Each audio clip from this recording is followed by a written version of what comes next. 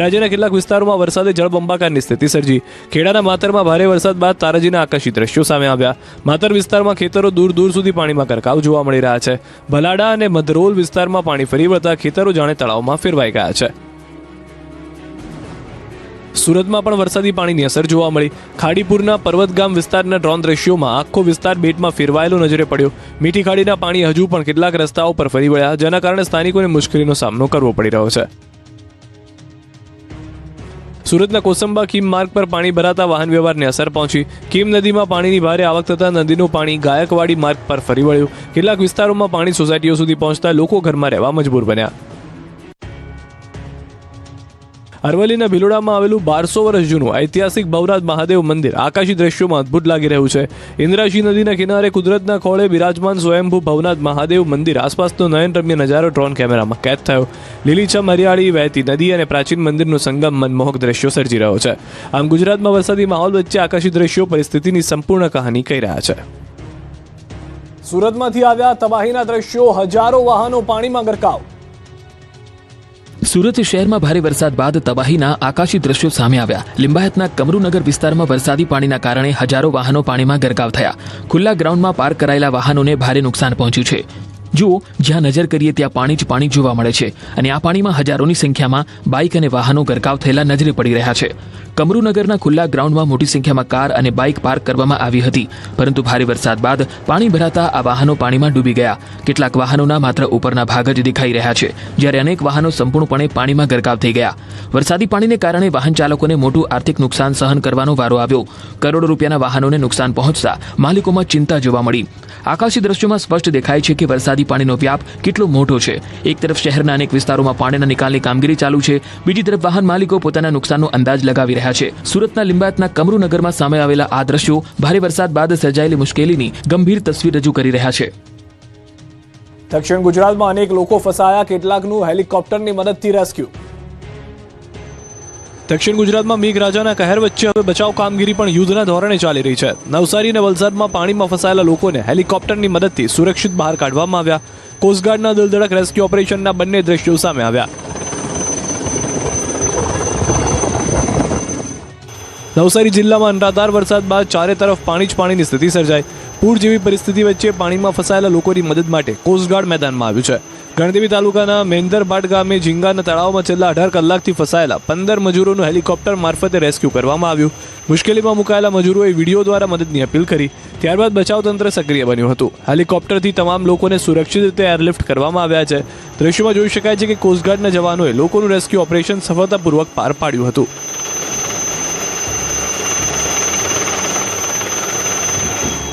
બીજી તરફ વલસાડ જિલ્લામાં પણ ભારે વરસાદને કારણે વિકટ સ્થિતિ સર્જાઈ છે.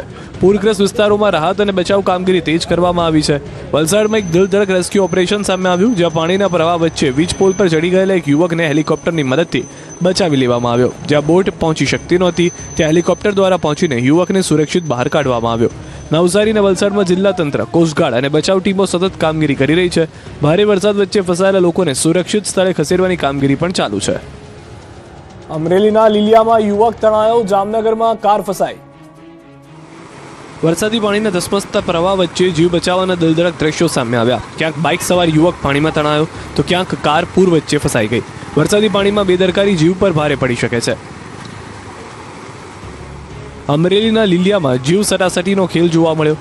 દાડમાં મોટા કણકોટ રોડ પર આવેલા કોઝવે પરથી પસાર થતી વખતે એક બાઇક સવાર યુવક ધસમસતા પાણીના પ્રવાહમાં તણાઈ ગયો.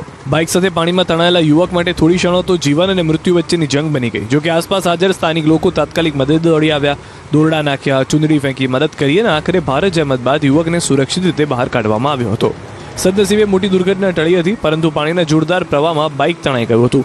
ઘટનાએ ફરી એકવાર ચેતવણી આપી છે કે વરસાદી માહોલમાં નદી નાળા અને કોઝવે પાર કરતી વખતે ખાસ સાવચેતી રાખવી જરૂરી છે. બીજી તરફ જામનગર જિલ્લાના કાલાવડ પંથકમાં પણ વરસાદી પાણીના કારણે મુશ્કેલી સર્જાઈ. બામણગંગાની નદીમાં ધોધમાર વરસાદ બાદ ઘોડાપૂર આવ્યું. નદીમાં પાણીનો પ્રવાહ અચાનક વધી જતા એક કાર પાણીમાં ફસાઈ ગઈ. કારને દોરડાની મદદથી થાંભલા સાથે બાંધી રાખવામાં આવી, જેથી પાણીના પ્રવાહમાં તે વધુ તણાઈ ન જાય. પૂરનું પાણી ઓસર્યા બાદ જ કારને બહાર કાઢી શકાશે. અમદાવાદ શહેર બાદ હવે અમદાવાદ ગ્રામ્યમાંથી સામે આવ્યા આફતના દ્રશ્યો. અમદાવાદ જિલ્લાના ધોળકા અને બાવળા પંથકમાં ભારે વરસાદે હાહાકાર મચાવ્યો છે. અનરાધાર વરસાદના કારણે અનેક વિસ્તારોમાં જળબંબાકારની સ્થિતિ સર્જાઈ છે. ધોળકા અમદાવાદ રોડ પર વરસાદી પાણી ફરી વળતા માર્ગ સંપૂર્ણપણે બંધ કરવાની ફરજ પડી. રસ્તા પર પાણી ભરાતા અનેક વાહનો ફસાઈ ગયા છે. જીસીબી, ટ્રેક્ટર, ટ્રાવેલ સહિતના મોટા વાહનો પણ પાણીમાં ગરકાવ થયા. વાહન ચાલકોને પણ હવે ટ્રેક્ટરના સહારે પસાર થવાની નોબત આવી. બીજી તરફ બાવળા સરખેજ હાઈવે પર ભારે વરસાદને કારણે બંધ કરી દેવામાં આવ્યો. હાઈવે પર પાણી ભરાતા વાહન ચાલકોને વૈકલ્પિક માર્ગે ડાયવર્ટ કરવામાં આવ્યા. સરી પાટિયા નજીક મેલડી માતા મંદિર અને ગેલોપ્સ ઇન્ડસ્ટ્રીયલ પાર્ક વિસ્તારમાં પાણીમાં ફસાયેલા લોકોને બહાર કાઢવા માટે એસડીઆરએફ અને સ્થાનિક પોલીસની ટીમો દ્વારા રેસ્ક્યુ ઓપરેશન હાથ ધરાયું. બાવળા, કેરાળા, જીઆઈડીસી અને ચાંગોદર પોલીસની સંયુક્ત કામગીરીમાં અત્યાર સુધીમાં 900 જેટલા લોકોને સલામત સ્થળે ખસેડવામાં આવ્યા. હજુ પણ પાણીમાં ફસાયેલા લોકોને બહાર કાઢવાની કામગીરી સતત ચાલી રહી છે. ધોળકા પંથકમાં પણ વરસાદે ભારે અસર કરી છે. સહીજ ગામમાં ખેતરો પાણીમાં ગરકાવ થઈ ગયા છે. ખેતરો જાણે દરિયામાં ફેરવાયા હોય તેવી સ્થિતિ સર્જાઈ. ભારે વરસાદને કારણે વાવેલો ડાંગરનો પાક પણ તણાઈ ગયો, જેના કારણે ખેડૂતોને ભારે નુકસાનની ભીતિ છે. ધોળકા તાલુકાના સરોડા ગામમાં પણ ચારે તરફ પાણી ભરાતા ગ્રામજનો મુશ્કેલીમાં મુકાયા હતા. ગામ તરફ જતા અનેક રસ્તાઓ બ્લોક થઈ ગયા છે અને લોકોની અવરજવર પ્રભાવિત થઈ છે. હાલ તંત્ર અને બચાવની ટીમો દ્વારા સ્થિતિ પર સતત નજર રાખવામાં આવી રહી છે. સાણંદ તાલુકાના વિરોચનગર ગામમાં પણ વરસાદી પાણી ઘરોમાં ઘૂસી જતા લોકો પરેશાન બન્યા. ગામથી હાઈવે સુધીના માર્ગ પર અંદાજિત 5 ફૂટ જેટલું પાણી ભરાઈ ગયું, જેના કારણે ગામના લોકો બહાર નીકળી શકે તેવી સ્થિતિ નથી. ભારે વરસાદને કારણે અંદાજિત 3 કિલોમીટર સુધી રોડ પર પાણી ફરી વળ્યા છે. રસ્તાઓ પાણીમાં ગરકાવ થતા વાહન વ્યવહારને પણ અસર પહોંચી છે અને સ્થાનિકો મુશ્કેલીમાં મુકાયા છે. પરિસ્થિતિને પગલે તંત્રની ટીમો સક્રિય બની છે. અધિકારીઓ અને કર્મચારીઓ દ્વારા ઊભા પગે રહીને પાણીના નિકાલ અને સરગ્રસ્ત વિસ્તારોમાં જરૂરી કામગીરી કરવામાં આવી રહી છે. બીજી તરફ સાણંદ તાલુકાના ચારોડી ગામમાં પણ વરસાદી પાણી ભરાયા છે. રેલવે સ્ટેશન વિસ્તાર સહિતના વિસ્તારોમાં પાણી ભરાતા સ્થાનિકોને હાલાકીનો સામનો કરવો પડી રહ્યો છે. અમદાવાદ શહેરમાં પણ મેઘરાજાનું તાંડવ. બોપલમાં 48 કલાકમાં 20 ઇંચ વરસાદ. અમદાવાદમાં ભારે વરસાદ બાદ શહેરના અનેક વિસ્તારો જળબંબાકાર બન્યા. ગોતા, ચાંદલોડિયા અને જગતપુર સહિતના વિસ્તારોમાં રસ્તાઓ પર પાણી ભરાતા કનેક્ટિવિટી ખોરવાઈ છે. ચાંદલોડિયાથી ગોતા જવાના મુખ્ય માર્ગ પર પાણી ભરાતા વાહનો માંડ પસાર થઈ રહ્યા છે. ઊંડા પાણી હોવા છતાં કેટલાક લોકો વાહનો લઈને પસાર થવાનો જોખમ લઈ રહ્યા છે, જેના કારણે અનેક વાહનો રસ્તા પર જ બંધ પડ્યા. સ્થિતિ એવી છે કે પાણીથી પસાર થવામાં 108 એમ્બ્યુલન્સને પણ ભારે મુશ્કેલીનો સામનો કરવો પડ્યો. બોપલના રહીશો હવે ભારે નુકસાનીનો સામનો કરી રહ્યા છે. બોપલના કૃષ્ણ ડુપ્લેક્સમાં વરસાદી પાણી ઘરમાં ઘૂસી જતા પરિવાર મુશ્કેલીમાં મુકાઈ ગયો. ઘરના એક ખૂણામાં પાણી ફરી વળ્યું છે. આખી રાત પરિવારજનોએ ઘરમાં બેસીને પસાર કરવી પડી. ઘરમાં ફર્નિચરનું કામ ચાલી રહ્યું હોવાથી સંબંધીઓ પાસેથી રૂપિયા લઈને પરિવાર ઘર તૈયાર કરાવી રહ્યો હતો, પરંતુ વરસાદી પાણી ઘૂસી આવતા ફર્નિચર સહિતની ઘરવખરીને ભારે નુકસાન થયું. ઘરની હાલત જોઈ પરિવારની બહેન ભાવુક બની રડી પડ્યા. પરિવારનું કહેવું છે કે જાન્યુઆરી મહિનામાં દીકરાના લગ્નનું આયોજન હતું, પરંતુ પાણી ભરાતા ઘરની તમામ તૈયારીઓને સામાન્ય મોટું નુકસાન થયું છે. લાખો રૂપિયાનું નુકસાન થયાનો દાવો કરતા રહીશોએ પાણી ભરાવાની સમસ્યા માટે તંત્રની કામગીરી સામે સવાલો ઉઠાવ્યા છે. શહેરના અનેક નીચાણવાળા વિસ્તારોમાં વરસાદી પાણી ભરાયેલા છે અને જનજીવન પર તેની મોટી અસર પડી છે. ન્યૂ રાણીપનો વંદે માતરમ રોડ પણ વરસાદી પાણીમાં ગરકાવ થયો. રસ્તા પર પાણી ભરાતા વાહન ચાલકોને જોખમ વચ્ચે અવરજવર કરવાની ફરજ પડી. કેટલાક વાહન ચાલકો પાણીમાંથી પસાર થવા માટે મજબૂર બન્યા. બીજી તરફ રસ્તાઓ પર ભરાયેલા વરસાદી પાણીના કારણે રાહદારીઓને પણ ભારે હાલાકીનો સામનો કરવો પડ્યો.